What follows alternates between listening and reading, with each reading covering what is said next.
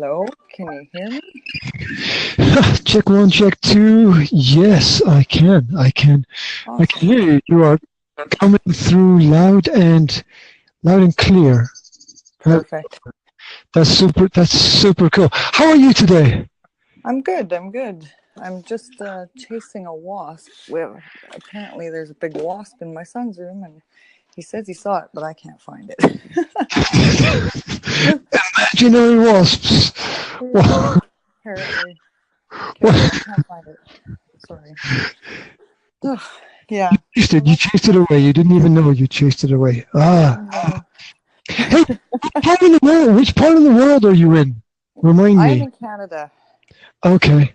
Yeah. Okay. And what time is it over there right now? It is 9:45 in the morning. 9:45 in the morning. Yeah. Super. Are you looking forward to anything special today? Nothing too special. I kind of live every day, everything's special, but no, not really. That's nice. I like that. It's like every day, everything's special. That should just be on a T-shirt or something like that. Yeah. I always try to find the beauty in everything. So, I don't know.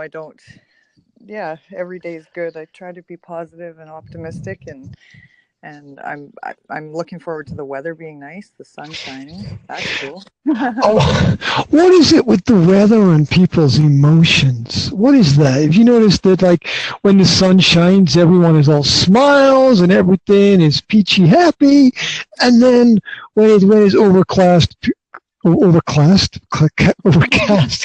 can't speak. Oh my gosh.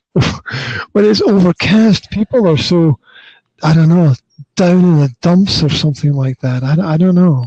Have you noticed? Oh, Have you noticed? Have you noticed the weather affects people's emotions? I That have. people are so meteorologically sensitive. I can't speak. I don't know what's Yeah. wrong with. That's funny. I No, can't. I have noticed, and I noticed myself. I'm aware of it, so I can change it quickly. But I notice myself when it's rainy and gloomy and yucky. It just kind of brings you down. Like it makes you feel gloomy and yucky, and I don't know. It's Yeah, interesting. but the weather does affect people's habits. It affects people's daily lifestyles. So it's going to affect your mood to a certain extent. But you see, originally I'm from the north of Scotland, where it rains every day, and not in the Uh, classical sense of rain. It's like the rain appears to fall and then just kind of hang in the air and not touch the ground. oh, like misty, kind of misty. Oh yeah. Yeah, We have all these words for things that are almost like rain, but yeah, it's not, and it yeah. just sort of hangs around, and everything stays wet, and you kind of don't know what to do, and you wonder why people move to that part of the world in the first place. You Yeah, know? yeah. I know, like here on the West Coast, it's really rainy. I'm on the prairies, so it's kind of almost like the desert, but it's green. We have trees and stuff. But it's very hot and dry. It's not humid because we're not near any ocean.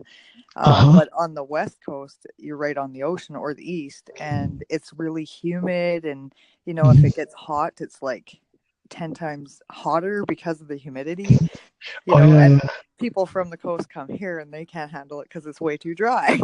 yeah. Oh yeah. I know. I know what you're talking about with the heat. Because right, I'm in central Slovakia right now, and when the summer kicks in, it is hot beyond hot. You can't touch anything. The sun burns its way uh, through. Like if you got a car and the car is darker color, like black, you just can't even get in your car, right? Yeah, yeah. It gets crazy hot in this part of the world. Hey, how are the podcasts going? How's that part They're of your going life? good. They're going good. I'm getting the chance to interview some really cool people, which is nice. And with Anchor's co-hosting, I'm having fun with that as well because it's just chatting with random people, not even knowing who they are. So that part of it is kind of cool. But yeah, I've been just keeping busy with it, and and hopefully helping lots of people with what I'm putting out there. Okay, super cool. So what kind of themes or topics have you been dealing with recently? Well, I've been doing lots, mostly based around relationships, but I don't like to stick with just relationships. I like to really work on like relationships with ourselves as well.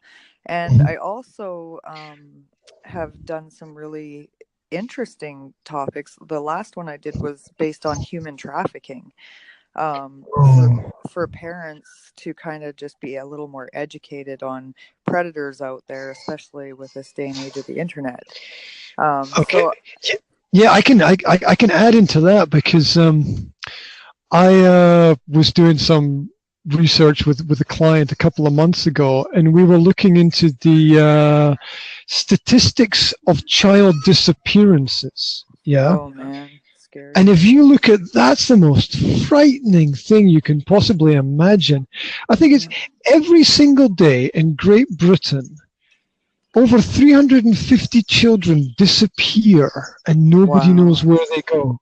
Yeah. I mean, this is the official statistic. I mean, you go and double check this stuff online. It's absolutely incredible. And in the United States, it can be as high as 5,000 children a day are reported missing. Yeah, it's scary.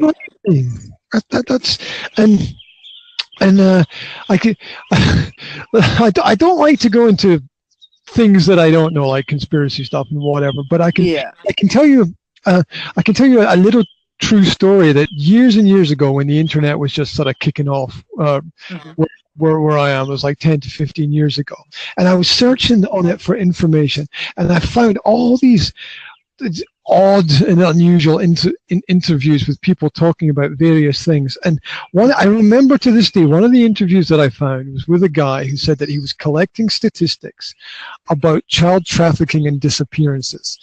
And one of the things he talked about was the frightening realization that the same percentage of children disappear no matter which part of the world you're in. Yeah, it just depends on the numbers. How many? It's more if there's more people, right? Yeah. And I always thought, wow, that's pretty freaky. And well, it is. And she kind of went on to talk about what's happening with these kids. Like some of them are into the sex trade, some of them are into slave labor. So it's not just, and some of them are just locked up in a basement and terrorized. And I was like, how can people not know? How can people not know? Well, that's what she said. Everybody thinks that it's an issue that's gone away, but it hasn't gone away. It's only gotten stronger because of the internet, first thing, and a few other things. People not educating their children about it. Like she said, educate your children as soon as they can understand you, and you need to be as graphic as you can be. Like you have to let them know that this is a real issue and it does happen. And the other interesting fact, well, maybe not so interesting to me, it didn't surprise me, but runaways. So they will prey on runaways because they think they have it so bad at home, or they have issues, and they'll promise them the world, and then all of a sudden they're gone. Oh yeah, it's just like, oh look, here's paradise, and the kids will jump at it and then disappear. Yeah, I heard one of the main destinations for people who do stuff like that is actually Disneyland. If you look it wouldn't surprise me. Yeah. Because all the kids want to go to Disneyland, and that's sort of put out there as a little carrot, right? Yeah. They promise to take the kids there, and they do, and God knows what happens next. The other statistic was that I can't remember exactly the number right now, so I don't want to bullshit about it, but it's something. It's something like for every 100 children that are born, 5 will disappear, and nobody knows where they will go in Great Britain. Yeah, that's a huge percentage. And then when how is that even possible? Because you've got families, you've got nurses, you've got other. How can anyone disappear? And in the information age, Yeah. mobile phones and Yeah. technology and tagging and God knows what else is available. Hmm. How the hell can anyone disappear? Yeah. No, I totally agree with you there. It's So definitely a scary thing. yeah, I I mean, I hold was on to my kids really tight. yeah, and yeah, and then you have to make that choice, right? Because you at some point you got to let go, right? And Hmm. Yeah. that's pretty difficult for the parents to do. I know with me, I have a son who's 8, and I just started to let him go to the shop to buy stuff, Hmm. and you've never seen anyone so nervous as me pacing Oh around on yeah. the balcony waiting to see Yeah. my son come back in the hope that nothing bad happens in the 5 minute Hmm. walk. Yeah. No, it's scary, but you have to, right? Because you can't hold their hand until they're married. Well, I guess you could, but they may not be very happy about that. Yeah, they're gonna have a problem getting married if they haven't let go of the other side, right? Yeah, exactly. So it's hard. It's hard. We were talking before about trust Mm. and that in terms of relationships, and I sent you a page from my new book, Hmm. which will be coming out soon. I don't know if you had a chance to have a look at it. I Um, did. I did. Relating to trust. Now I know that my book is a business book, but all human interactions are based on Hmm. relationships, True. and I don't think it matters if you're sort of boyfriend, girlfriend, husband, wife, friends. I don't know if you're colleagues, if you're talking about parents, children. The Hmm. trust is an issue that we all have to deal with. I think Yeah. if we want to move forward Yeah. in life, and it affects. I think it affects everything we do, and it becomes part of our characters or part of our strength and weakness as a person, how we learn to deal with that. So I know that the subject was important for you. So what's your connection with the topic of trust? What's your Well, yeah, it definitely is important to me, and it's something for me that I have to work on in mostly my intimate relationships. But now that I'm working on it, I'm realizing that it has to be worked on with all my relationships because of different reasons, and I've my trust has been broken down. And now that I've kind of delved into it more, I'm realizing that that happened when I was very young. It wasn't something that the first relationship that didn't work, that I got cheated on, that it wasn't then. It happened a long time before that. Um, Being yeah raised not knowing to trust people because of bad experiences, right? Um, so I think I've come to so many different analogies in the last couple weeks since we actually did touch base about it. And I actually watched some Brene Brown. I don't know if you're familiar with her. my the name is familiar, but I can't tell you anything more than that. So educate me. Definitely, she works a lot on. She's a researcher that works a lot on trust and shame and vulnerability and all those sort of things. And when uh, it was actually kind of funny how it happened because I was just scrolling through and this thing popped up. I guess thanks for Google Ads.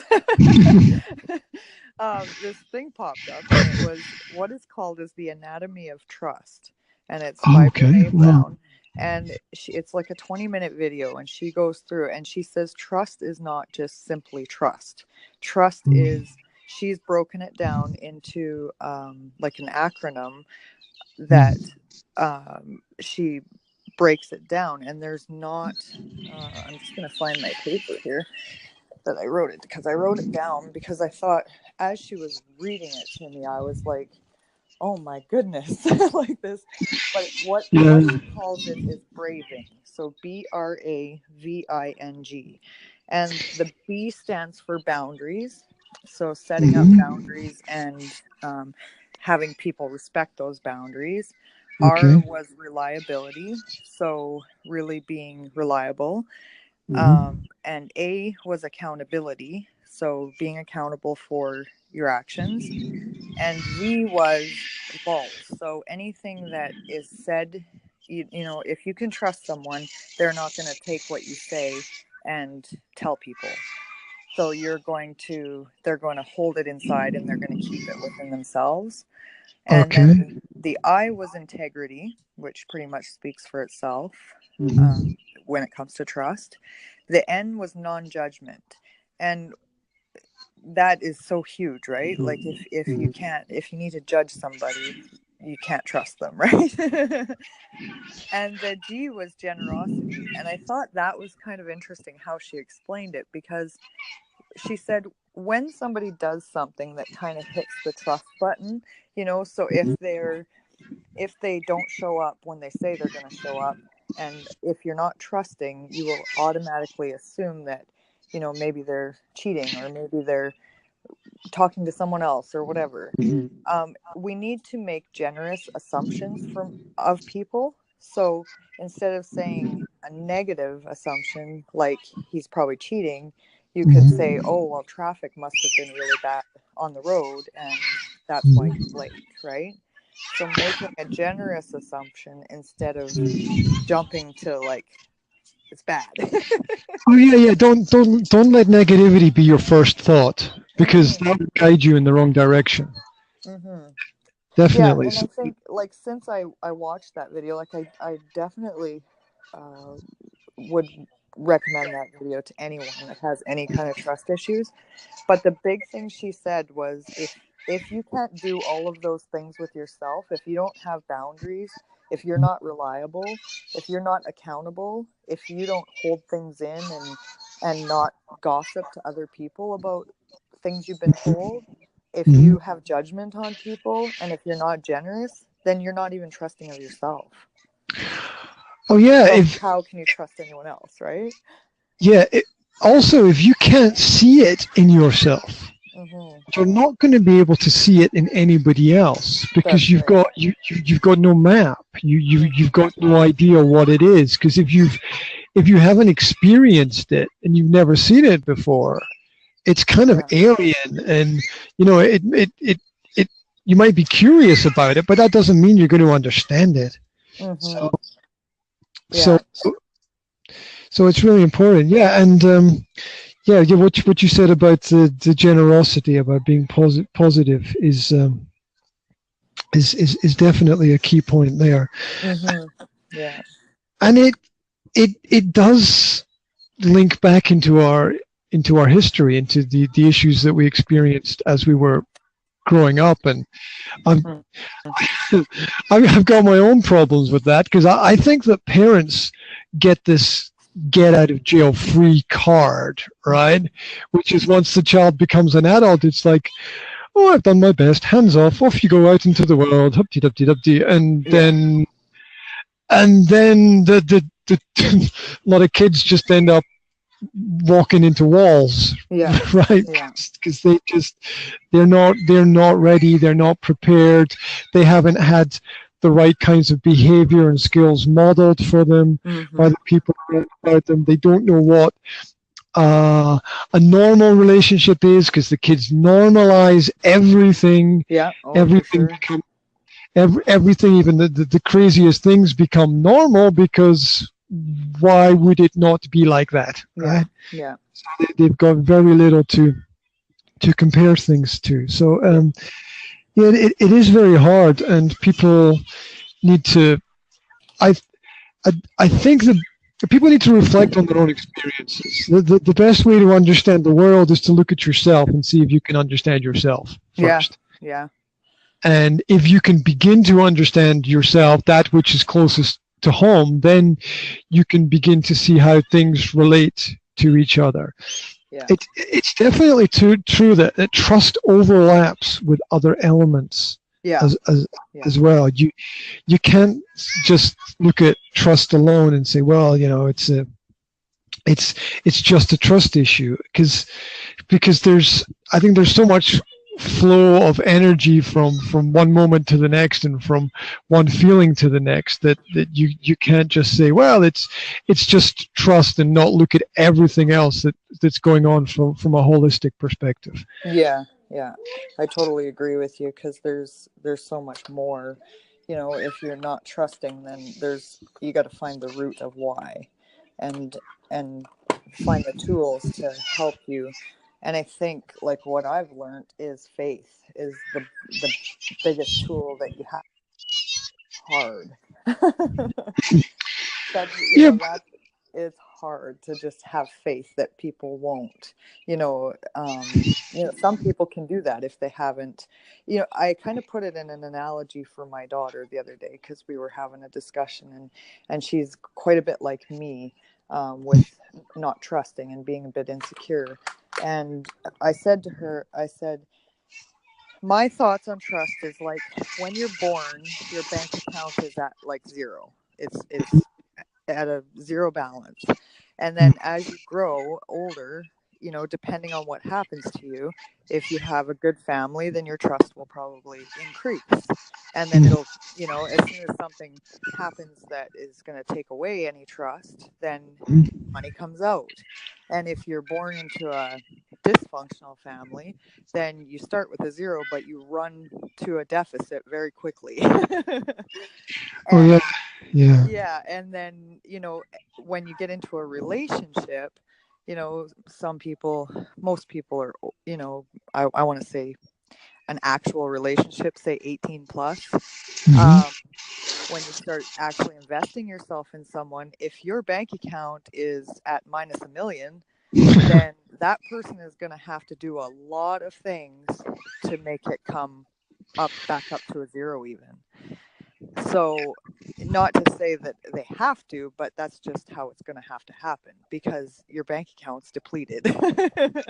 Absolutely. The partner is going to have to compensate for that deficit, and that's difficult. And another element I think to think about there is the time factor, because maybe this problem has been building for a long period of time. If this person had this as a childhood experience, it might have been maybe 15, 20 years that they were experiencing this.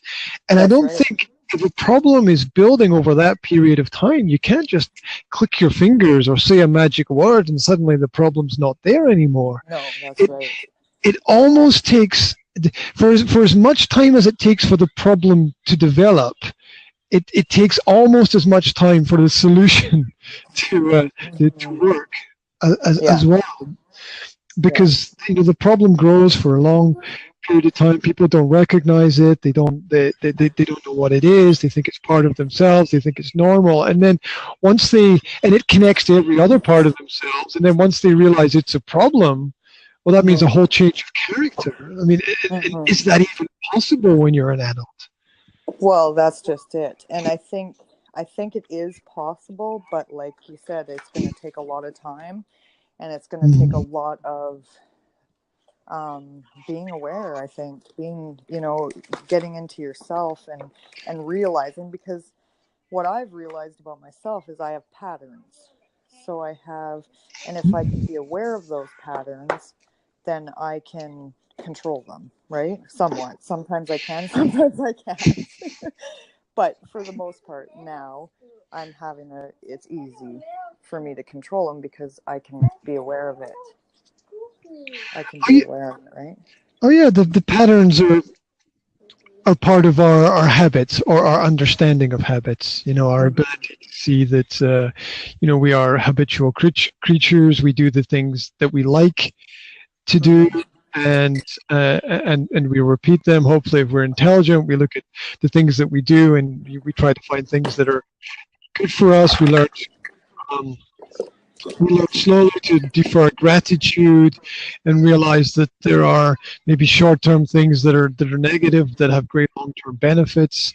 So we try to build up that understanding within ourselves. I think it's important what you said, that the trust is earned, basically. It's not something that you can automatically give to to people. And I don't think anything should be, I don't think any relationship should be in any sense automatic. I think that No. everything that we do is to just sort of to prove ourselves to the world, and we have to prove that we're trustworthy people. We have it takes time, and the kinds of people who might develop friendships very quickly, although that might be nice in the short term, they might have problems in the long run, because maybe they have that awareness of what it means to really trust somebody, or to really be able to judge another person's character in a negative sense. We need to make decisions at certain points in our lives about who we spend time with and who we don't spend time with. And it's definitely, I think it's definitely, I actually am in touch with a life coach. She's a relationship specialist, and she does what's called an Enneagram. So it's a personality thing is what it is. And you do the quiz, and then you find out your personality. And how she puts it is your personality is formed by the time you're age 7. So you pick up on your environment, and then you just be the way that you think you need to be based on your role models and stuff. And so I did the quiz. And when I did the quiz, I finished it, and I was at number 6, which is a questionnaire, which doesn't surprise me at all. And when I read it, it was like, yeah, that's me. That's totally me to a T. And so her and I talked, and we did the consult kind of thing to discuss it. And then I got working on myself and going to the root of it. So from 0 to 7. And it totally made sense to me. I was like, okay. And then, so depending on a different personality, there would be issues, right? There would be personality conflicts because of just the way they are. So once I kind of was able to see that and see the patterns, because like when she adds a program to it, so it comes with a bunch of videos. And when she was reading it off on the video, at one point I was crying, because I was like, somebody understands me. Somebody gets me. And I always thought I was just a little bit crazy, is almost what I thought, because I question everything and everyone, and I have fear that like silly things will make me fearful, and I'll not do things for that reason. Like I miss out on a lot because of that, and because I always fear the worst case scenario. Like, and I picture it, I see it almost as if it's happening. So my fight or flight, that really kicks in very quickly for me. Yeah. And can I just say a point about the crazy element, because I'll forget it if I don't say it now, which is that crazy is just not being understood, and not being understood is a lack of information. I don't think that anyone is truly crazy. I think that from other people's perspective, they don't have enough information to understand why the person is doing what they're doing. So people just stick a label on it as crazy, because they don't want to, or they don't have the time to go into why the person is actually like that. It might it might not be, it might not be a mainstream attitude. It might be that people are just not interested because people are doing their own thing. But, crazy is a label that's put on something where people are not taking the time to really think about what is happening there. And they don't have the information either. Because when you get the information, what happens is you're able to form a more complete picture, and you're able to look for logical points and understand why something is the way it is. So, the crazy is just too easy a label. It's just, he's just crazy, she's just crazy, they're just crazy. It's like, no, you don't have enough information to understand why it is they do what they do. Yeah, and that's exactly what happened, because after I went through the program and I chatted with her about it, Then I realized I can catch myself when I jump into that mode, and I can say, that's what that is. Like the other day, for instance, just as an example, I was helping my husband fix his winch on his Jeep, and he said, okay, you need to push the button and I'll just hold it. And in my mind, my little guys were running around, and I was like, boys, get out of the way, get out of the way. And I was like panicking to get them out of the way, because in my mind, this thing was going to start spinning uncontrollably and somebody was going to get hurt. And then I was like, wait a minute, this thing goes really slow. Like, when you push the button, it's slow. It's not like a fast winding. So I rationalized it in that moment, and I was like, okay, boys, you're fine. And I said to myself, you're doing that, and that's why you're doing it, but at least you can't do that. Nothing bad is going to happen here. You know, and it worked. And my husband kind of looked at me. He thought I was crazy, but you know, it worked in that moment. And I think, you know, even for me, because I have fears, it holds my kids back as well. It's not just me, right? When I have little ones. So if I have certain fears of, like, I'm not a huge fan of a lot of people, so I don't, you know, I'll go out, but I don't go and mingle with a whole bunch of people. That's just not my thing. But, you know, I'm holding that back from my kids because of why I don't want to do it. And that's not really altogether right either, right?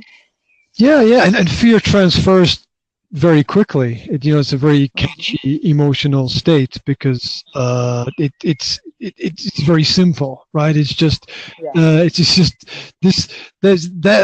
this is me, and that's bad, and that's not for me, and so I'm not going there and doing that, and it doesn't sort of deal with anything that needs to be dealt with. Essentially, essentially as people, we need to go where we don't want to go, right? If there's it's the old, you know, there's something in the closet, or, you know, something under the bed, don't look there, right? But you have to look there, because you can't continue with anything else until you cross that bridge, because that then affects everything that's going on, whether it's conscious or subconscious. You know, it's still there affecting things. And so you kind of have to, you know, always open the doors that you don't want to go through, just to see what's there, and just so that you can get on with other stuff. Yeah, well, that's the whole vulnerability part of it. Yeah, right? yeah. You have to be vulnerable. You just have to. There's no choice. Otherwise, you will regret every decision that you didn't make, and you will have, like, it just won't be good. It won't end up good. One of the things that makes children so beautiful is their vulnerability, right? The fact that they're so open to everyone and everything, so willing to explore, so willing to communicate, or they should be, right?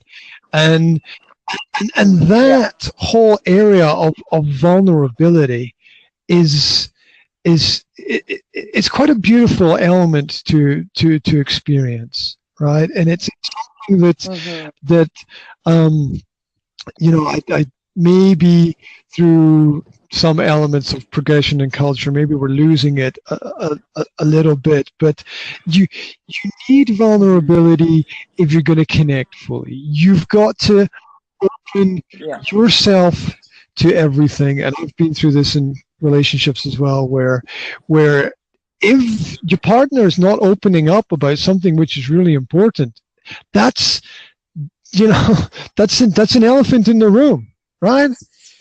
24 hours a day, 7 days a week, and it's something that's got to be dealt with. It's got to be spoken about. It's like you know, in the Harry Potter films, they can't say the word of, I don't know, who is it? I don't know, Lord Voldemort, or I don't know, what the evil person. No one can speak his name, right? Because everyone's scared, and this just makes him bigger and more powerful, because everyone's afraid to speak his name, and so so by speaking the name, by learning more about it, it the mystic sort of loses its power, and the information changes the situation. Yeah, the more information you have about something, the more rational you can be about it. Because, you know, in essence, to be afraid of things that we don't even know is slightly irrational, and does go back into our childhood, you know, back to things that we probably don't even remember ourselves about what we were allowed and not allowed to do by our own parents. You know, the boundary.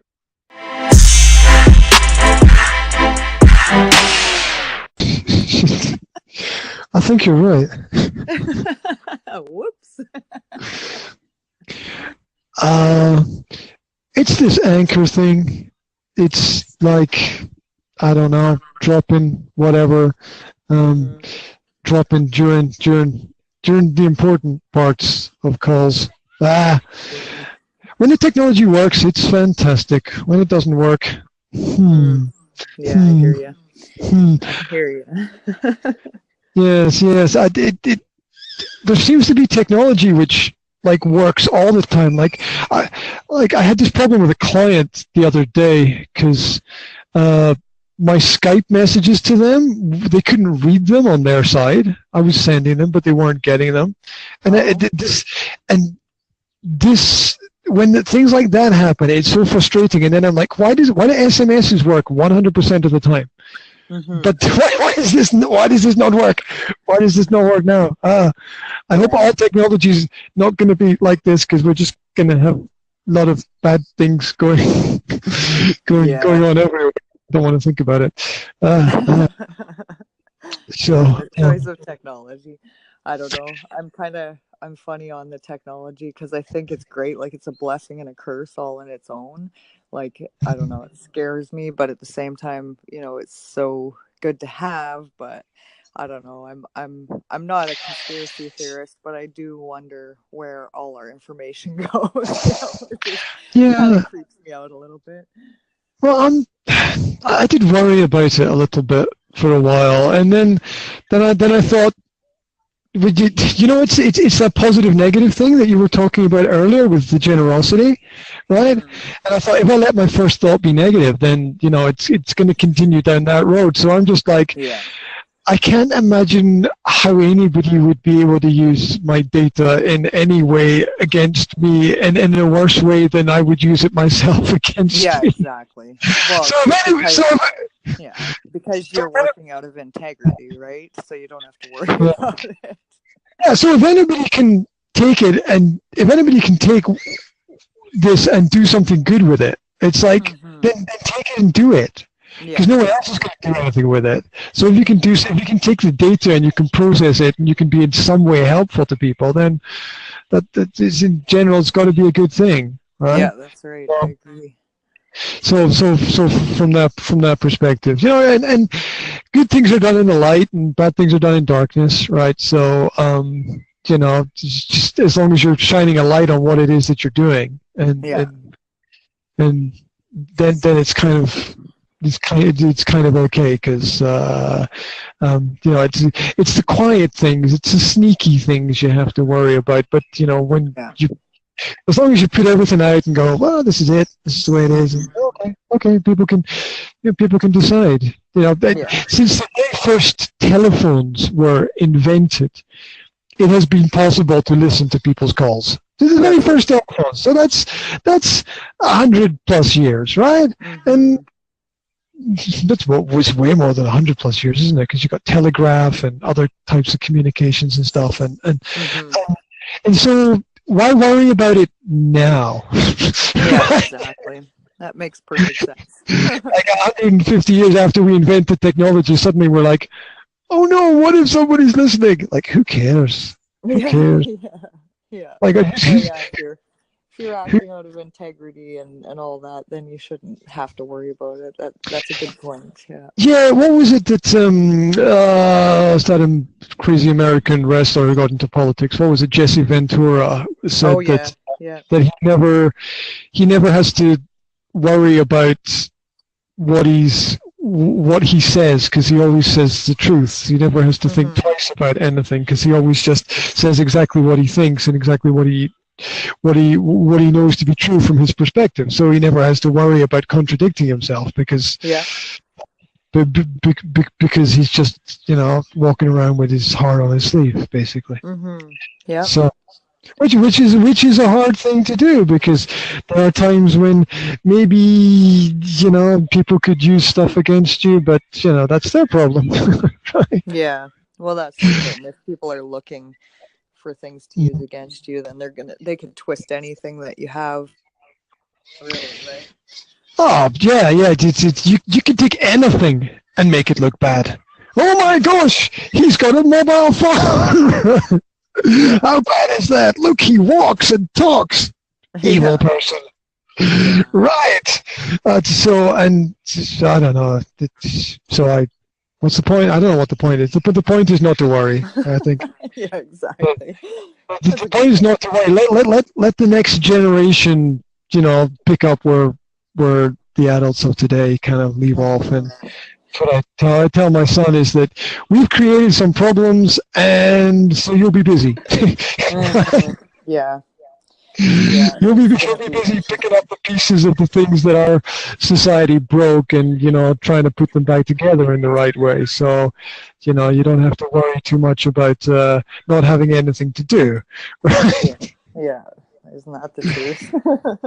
Because there's a lot of things going on. I think I'm not sure if we can dive into the topic much more than we did before, because I think we went pretty deep and covered a lot of stuff. But one thing that I wanted to add at the end was that that a lot of adults who feel incomplete, or, you know, feeling that they're having issues or problems,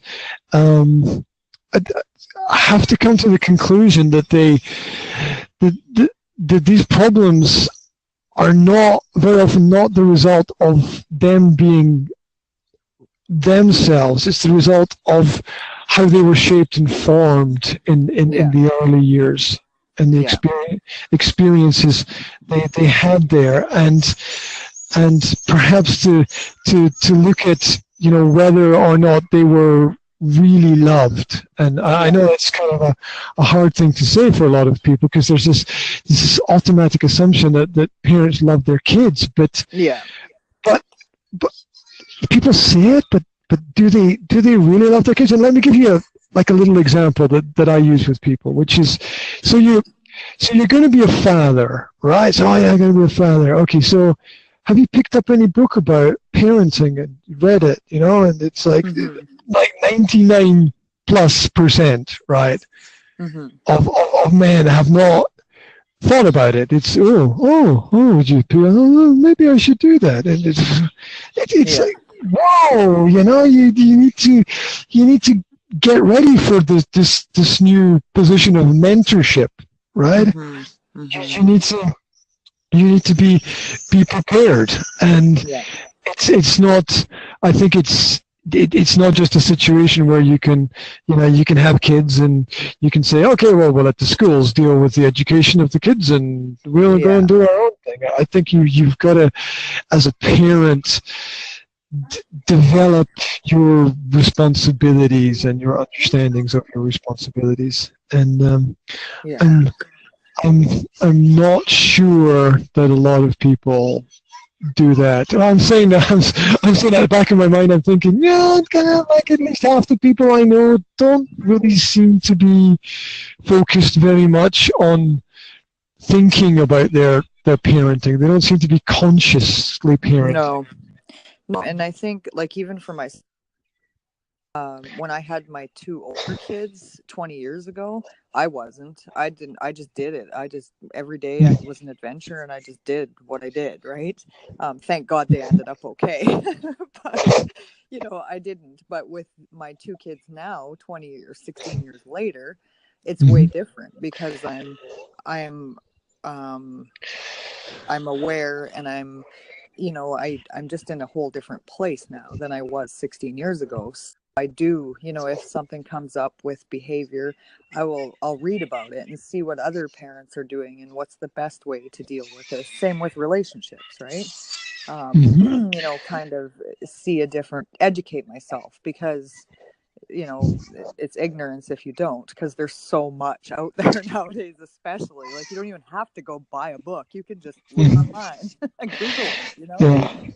Absolutely. That all the information is perfect, but you got to filter through what's good and what works with you and what doesn't, right? Because there's all sorts of bad information as well. But if you have a sensible mind, then it's easy to kind of get through the good and the bad. Yeah, you have to build a platform as well. You have to give your children something to build on, and that's your knowledge and your experience. So if you're not working on your own knowledge and your own understandings, your children are not able to grow, because they're not able to feed from the nourishment of the information that you've studied and that's right. And that you've learned. And sadly, the intelligent children will then look elsewhere, and that will be a difficult a difficult gap to bridge, basically. Because they'll realize that the parents haven't done their job, and then you don't get a second chance, right? Well, that's just it. And even from my own experience growing up, like my mom, she was loving and stuff, but she worked all the time, so she didn't really have time for us. She was always working. And my stepdad was just an idiot. He was a drunken, abusive alcoholic. And so for me, I tried to stay out of the house as much as I could, and I would stay with my best friend a lot of the time. Pretty much every weekend I would be sleeping there. And so I knew the difference between what was good and what was not good, because her family wasn't like that. They were very loving. They did everything together. Things were different. And it was like, I think for me, that was a blessing, because it showed me the two different scenarios, I wouldn't allow myself to get stuck in that kind of relationship. Whereas if that's what was normal to me and that's all I knew, and I didn't ever experience the good part of a relationship and a family, I could be stuck in the same crap that my mom put herself through, because she was probably raised the same way, right? Yeah, and you also have to consider yourself lucky that your parents allowed you to spend time with a friend, because there's a great danger that what would develop, right? Yeah. There's a great danger that if the parents start to think, well, if she spends time there and she sees that they've got that lifestyle and we don't, then she's going to be more attracted to go towards them than follow us. And some parents might be inclined to limit the contact with other kids, exactly. maybe. Yeah, for fear of being told on, or who knows, right? Oh yeah, because whether or not you actually work on being a parent, there's still that want to be a good parent there, right? Oh, for you sure. Still need to be responsible. There's still a face that people paint on themselves when they go out into public, right? Yeah. As we are responsible people, and I've seen people who are horrible behind closed doors, and they walk out into public, and it's all sweetness and niceties, right? So it's complete. That's how my family was. It was like behind closed doors. It was crazy evil, and to everybody in the public, it was, our life is perfect. We have a nice house, we have vehicles, we have all these things, but they didn't know what actually happened, And for me, I always spoke out because I just knew it was wrong. People would say to me, I can't believe Bill is like that. Really? He's really like that? He's so happy everywhere else. And I'm like, oh yeah, he's like that. Yeah, one more person says to me, oh, but you had a great childhood. And I'm I'm really that close to losing it with them, right? Because Yeah. I'm like, what the fuck do you know Yeah. about my childhood? Were Yeah. you fucking there? No, all Yeah. you've done is pick up a bunch of stories, most of which have no basis in reality. You've stitched them all together, and you fucking think you know something. You Yeah. ignorant fool, right? Yeah. Because people want to, oh yeah, you had everything that you could wish for that you don't fucking know. Yeah, that's right. You don't know what's in my mind. You don't know what I Yeah. experienced. You don't know what I had to deal with. You don't know what my wishes were. You know, my Yeah. God. Yeah. You know, my mom actually said that to me.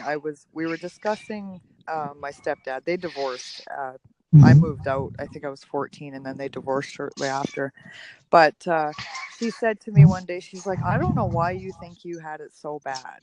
Like, it wasn't really that bad. And I said, Mom, he put your head through a wall. I watched him do that. She's like, oh, it wasn't that bad. He just pushed me into the chair and my head hit the wall and put a hole in it. And then I got thinking to A myself, hole I'm in the like, head or well, a hole in the wall? well, yeah. And I got to thinking to myself, and I was like, well, maybe it wasn't that bad, but I was 6 years old. And from a 6 year old perspective, that's fucking horrible. That's Well, it is. traumatizing. Well, it is because you then expect that to see that everywhere, right? You normalize Yeah. it. And you're like, oh well, this is what men do to women, and Yeah. you then internalize it, and then you as a young girl, you let boys push you around because that's what you internalized.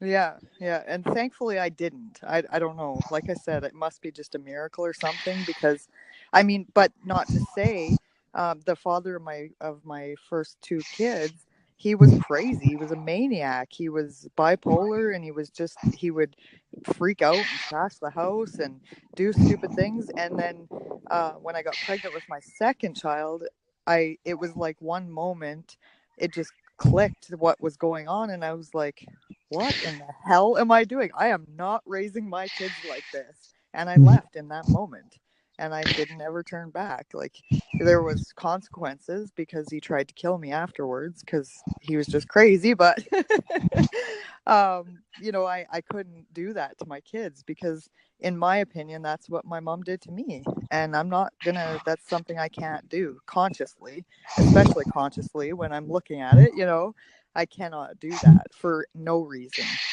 you know? Oh yeah, absolutely. It's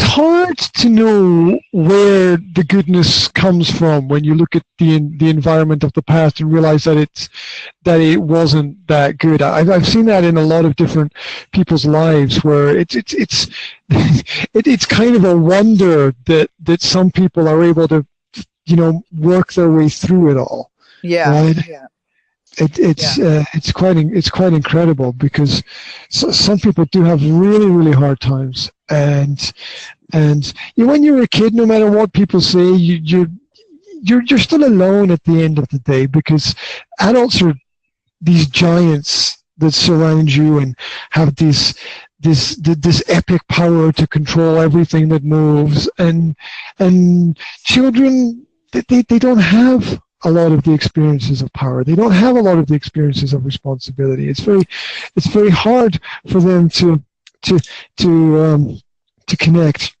and and understand and to, I don't know, to filter the information and to realize that there's maybe good and bad and yin and yang and everything, and it's hard because they're open to everything and they're so vulnerable and they're so trusting. I see my kids would trust me with anything, right? yeah, yeah, They would trust me with absolutely anything, and that's the most frightening responsibility that I've ever had in my life. The fact that I have to watch every word because the kids are hanging on every word, oh right? yes.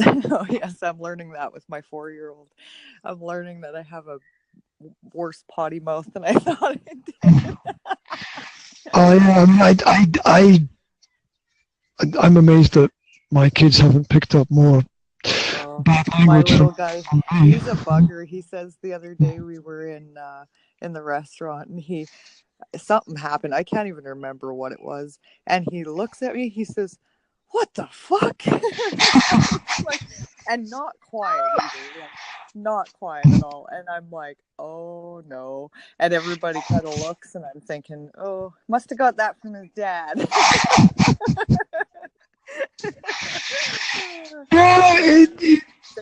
Well, pick up everything.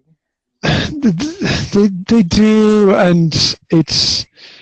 And they remember the stuff as well, because I can't speak for everybody. I just speak for myself, which is that when you're over 40 and you're working, you're trying to organize everything in life. It's like there's a billion things going on, and yeah, if somebody asked me, okay, what did you do on Tuesday last week? I would be like, what the Tuesday last week? That's that's like asking me what happened in 1832. I did something. I did a lot of important stuff, but I cannot tell you what any of it was, because there's so much shit going on that it's hard. But the kids remember, right? The kids remember what the weather was like on that day. They remember, what color the trees were. They remember the flowers that were in the garden. I mean, it's quite incredible. The things that the adults walk past without a second thought, or those moments are caught by children and kept by them in their mind. It's so incredibly powerful. Do you know, I read I can't remember if it was, I think it might have been a video I watched, and it talked about just that, being mindful. So if like when we're kind of doing things that are, like, say we're running up the stairs to grab laundry, our mind will sometimes wander into overthinking and stuff like that. So in order to kind of... I remember somebody did a podcast about that. Oh, yeah, I put it in a podcast because I was, like, so inspired by it.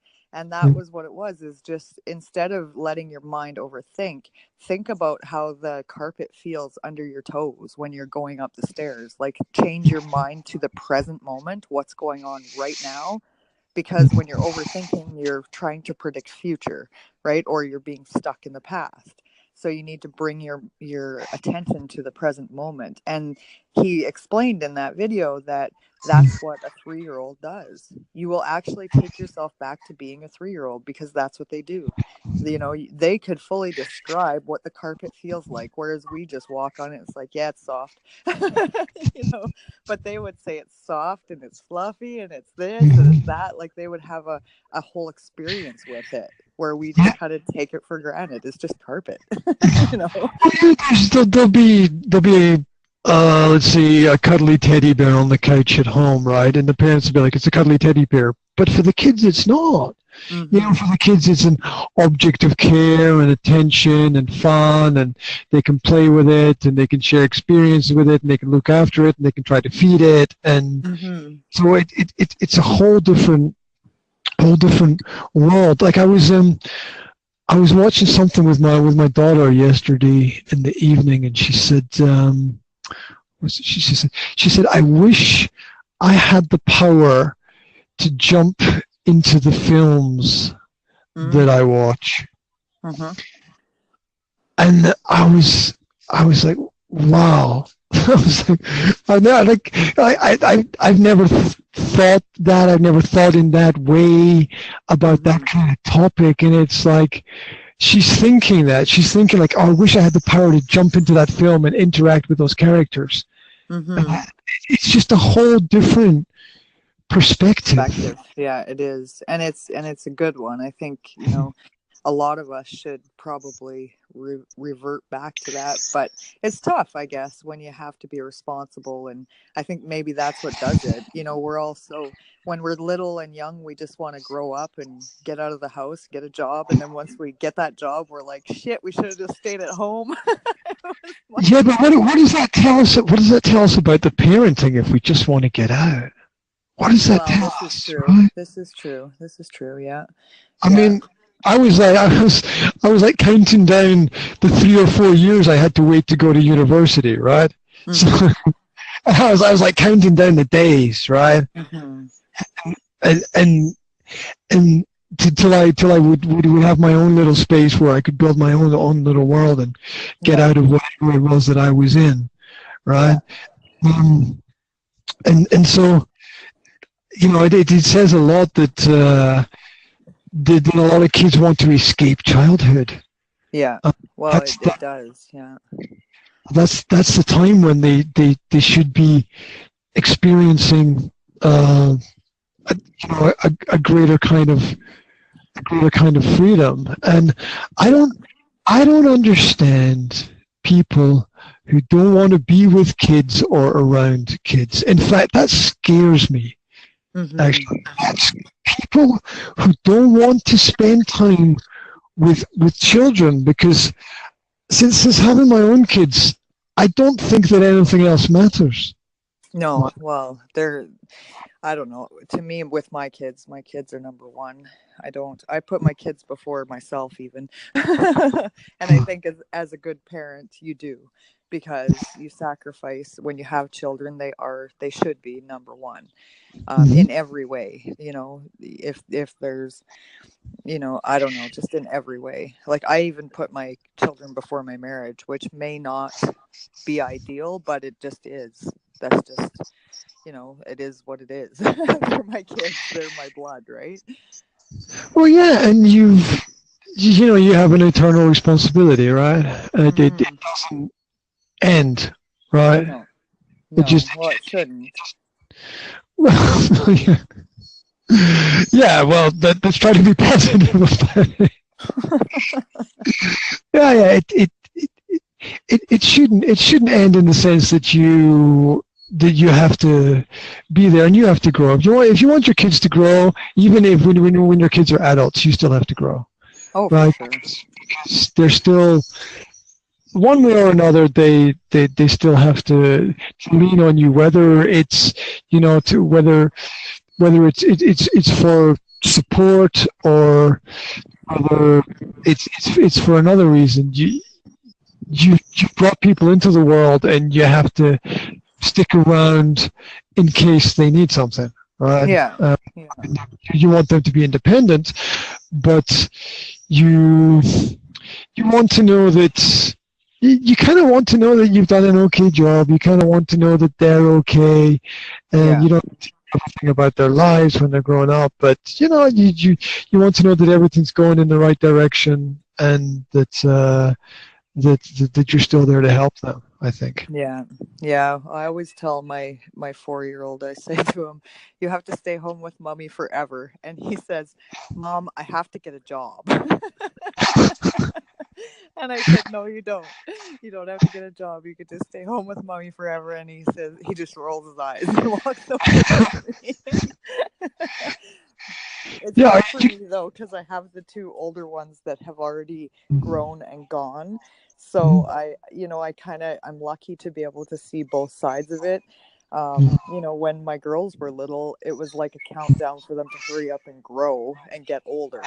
And now with these two, since I've already experienced that, it's not exactly what I thought it would be.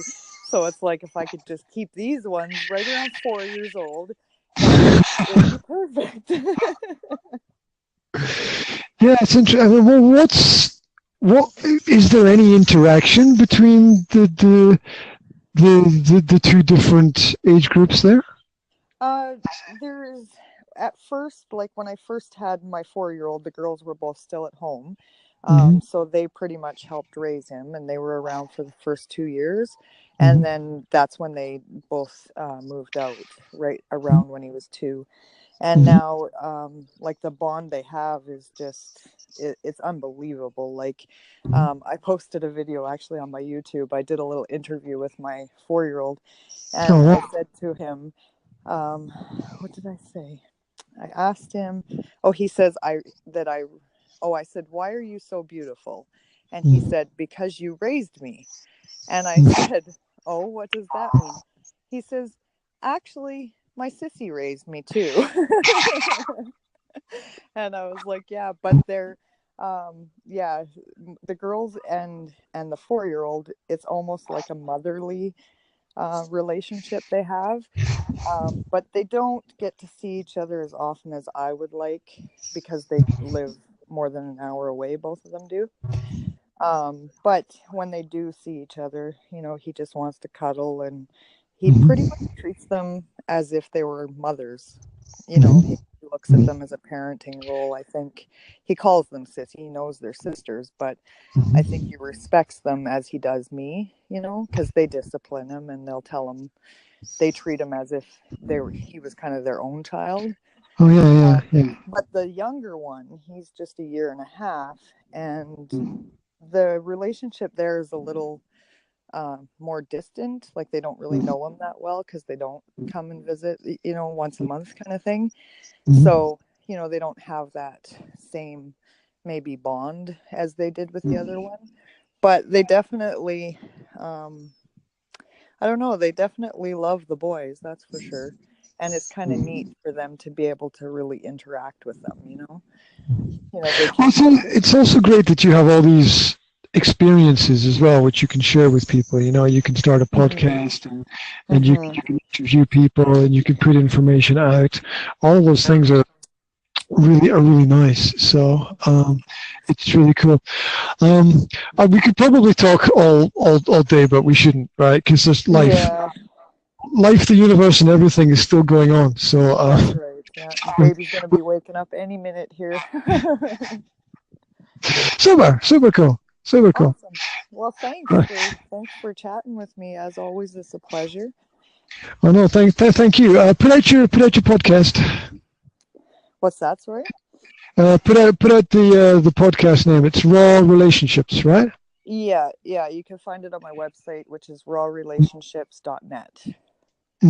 Okay, super cool.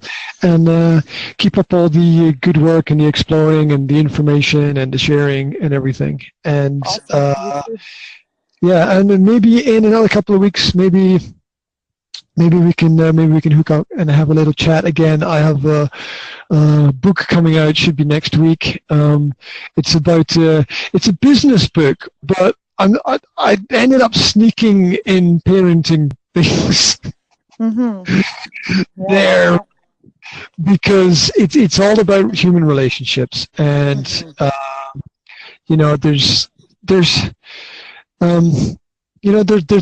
a right way to interact, and maybe it begins at home, but it doesn't end there, right? That's because you have to go out into the world and build a life for yourself. So so hopefully. I'm sure there's a couple of things. I'll tell you what I'll do. I'll send you. I'll send you a link so you can download a copy of it when it comes out, and I'll point out the pages that you should look at, because God forbid that you should want to read a business book, right? There. But there'll be a couple of pages of interest for sure for parents. I look forward to it. Okay, super cool. Well, have a fantastic day, and hopefully we'll hook up again at some point. We sure will. You too. Okay, I just got to work out how to turn this off now. You should be able to push the finish recording. I think so. That's it. I can.